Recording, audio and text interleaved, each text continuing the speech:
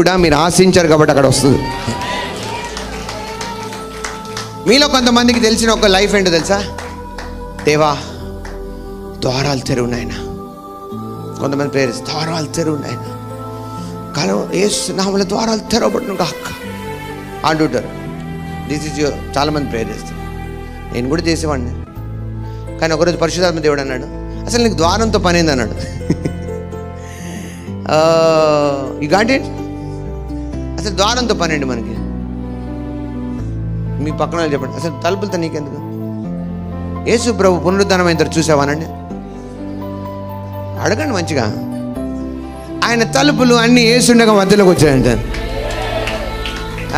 వినలేదు కొంతమంది. చెప్పండి, నీకు ద్వారంతో పని. ఆయనతో పాటు చనిపోయావని నువ్వు నమ్మితే బైబిల్ చెప్తాను, ఆయనతో పాటు నువ్వు సజీవుడు అయ్యావంట. మరి ఈ సజీవమైన జీవితం ఎలాంటిది తెలుసా? అవకాశాల కోసం